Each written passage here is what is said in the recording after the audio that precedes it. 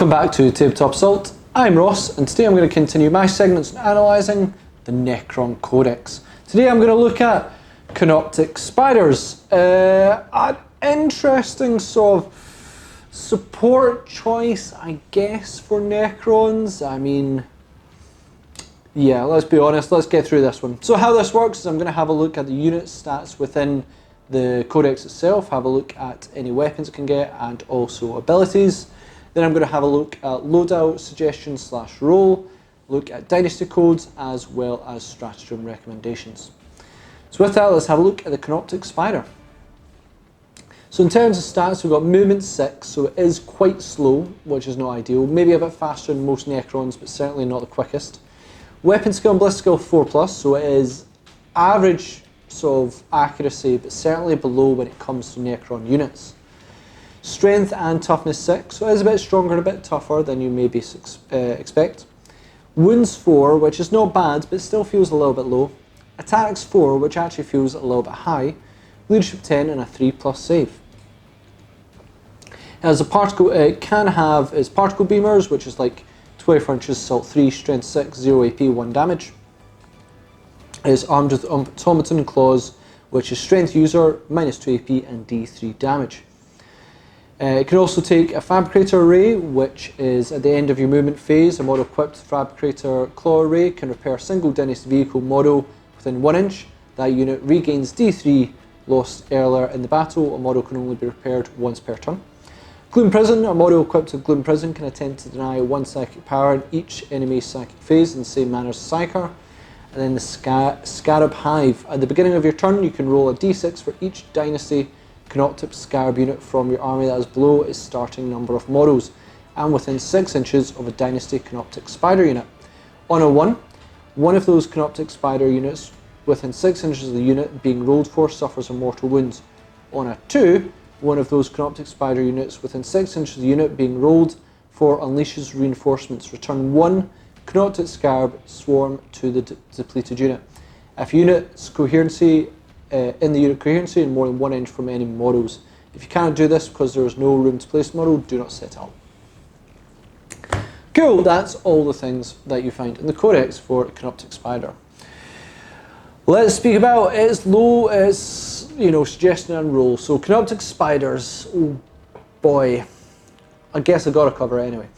This is clearly made as a support unit and it can do a few things in that capacity. However, of the support units in the Codex, and arguably many codexes, this is usually competing for the worst spot. So let's speak about the upgrades and the support role, starting with, should you give them guns? So the particle beamer. So you can give them 2 of these, right? Which is a total of 6 shots on the Spyder. Now, unless these have been reduced from 10 points each, I believe, to round about 0, I would say just don't give it to them. Like, you don't have to. I think it says it's optional, just don't bother. Your bliss skill 4, so half your shot's probably going to miss. Your AP 0, so you're not going to get through armour. And it's 1 damage, so you're not going to cause multi-damage. Nope, I don't like them on these. I don't think it's really good. Unless they're super cheap now, I would probably just leave them. Next up we've got, in terms of war gear, we're going to go into the Fabricator Claw Array. Probably, in my recommendation, the best upgrade for the Spyder in my opinion. Being able to recover D3 wounds on a vehicle is okay. Nothing huge. However, if you are playing with 3 Doomsday Ark in the backfield, this may find some use. Doomsday Ark with Quantum Shielding survives not bad by itself. This may bring back a few wounds, but overall I'm not convinced enough for, to fully warrant it. We'll need to check, back with chapter approved and things to check, but at the moment it's roughly working around about 70 points for the Spyder plus the upgrades to get this to work, which is again around half the points of a Doomsday Ark.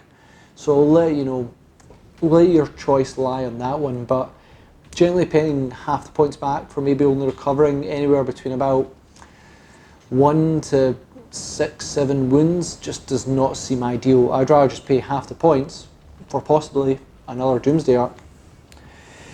Gloom Prison, the anti-psyker option for Necrons, however, allowing you to deny just once is not great. It may succeed, it may not. We are seeing other armies with a lack of psychers and psychic defense being more about casting auras that might hurt them, so it may be like -1 to cast, or it may force a miscast if they do something, which I think is more suitable as a defense option. I could be wrong on that one, but you know, one chance to do Deny the Witch is simply just not quite rewarding enough for me.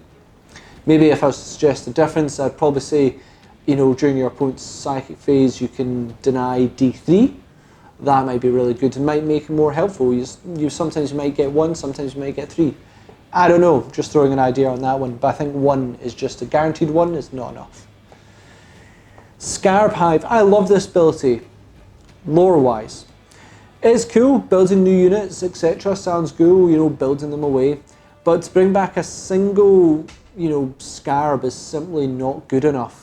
Scarabs are not great in general, and spending this many points, which again is around about 70, to bring back a base a turn is a big investment.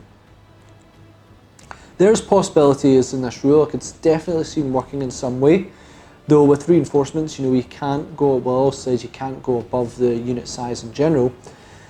The other thing is that Scarabs are fast. I think they're movement 10. They move 4 inches quicker than the actual Spider. So, and they're going to probably both want to advance. So you're going to find that a lot of times the Spider may be left behind and just not be in range to actually repair any of the Scarabs, which is not ideal. Certainly it's a cool ability, like in terms of lore, and I'd love to see it get more use, but at the moment it's just not quite translating to the battlefield. Dynasty codes. Okay, so we're going to do Novuk Awakens by Murder. You can reroll hit rolls in the fight phase for units with this code if they charged, were charged, or performed a heroic intervention. This is a support vehicle, no doubt about it.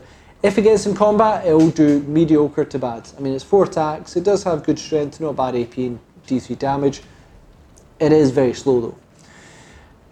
However, you know, it may only be 4 hits, you're going to miss with half your attacks. If you get a reroll them, you do get a couple more. So that's not bad. Simple as, but again, you're not taking this for its combat prowess. Better than some options though. Nifric Translocation Beams. If a unit with this code advances, add 6 to its move characteristic for that movement phase instead of rolling a dice. If the unit is affected by My Will Be Done or Wave of Command ability, add 7 to its move characteristics instead. In addition, if a unit with this code advances, its models can move across models and terrain as if they were not there. Not a bad choice, and you know, not one that's actually terrible here. We don't want to get the Spider in combat very often. It does okay, but not great. In shooting, it does arguably even less. I really don't like it when it shoots. If you need to be more mobile, then this will work, but ultimately you will be in the backfield, healing up 3 Doomsday Arcs, who will also not be moving, so you don't need to worry about war movement. Finally, we've got stratagem recommendations, and I really struggled with this one here. It wasn't so good. Adopt subroutines, 1 command point. Use the stratagem after a Canoptek unit from your army has advanced. This unit can still shoot or charge this turn. So, what I'd say on that one is, yeah, sure. There may be situations where you need to advance and charge this thing, but it's going to be very, very rare. You know, if you've got Wraiths, they're always going to be priority over this. Heck, Scarabs are probably going to be a priority over this. No, when it comes to stratagems, I really did struggle for the Spider here. So that's kind of my review, and it's a bit of a downer one, but I do believe Canoptek Spyders is not a unit I really ever used in 7th edition, and it's not one I could even dream of using in 8th edition. I think there needs to be a heck of a lot of improvements on them. I think if they are going to be an anti-psyker option, it needs to be a little bit better than that. If it is going to be repairing vehicles, I think it does it okay and fairly. It's the same as Admech, so I'm like not too debatable on that one. And the Scarab Hive, I think, just simply does not work. There is a lot of potential in this unit to do something supportive, but at the moment, I just don't think rule-wise it is doing enough. So I'm very interested to hear what you guys think in the comments. Please let us know, what do you think could like improve the Spyders? And you know, I won't be able to do anything with them because I have no sway on the rules at all. But I'd be very interested to hear what people thought, because I can see the potential, but it's just not there. Check us out on social media where you can see our upcoming projects, got a few of them there. And check us out on Patreon as well to help support the channel, bring you more content, because we absolutely love doing so. So thanks again, and we'll see you on our Tabletop Salt Battle Report.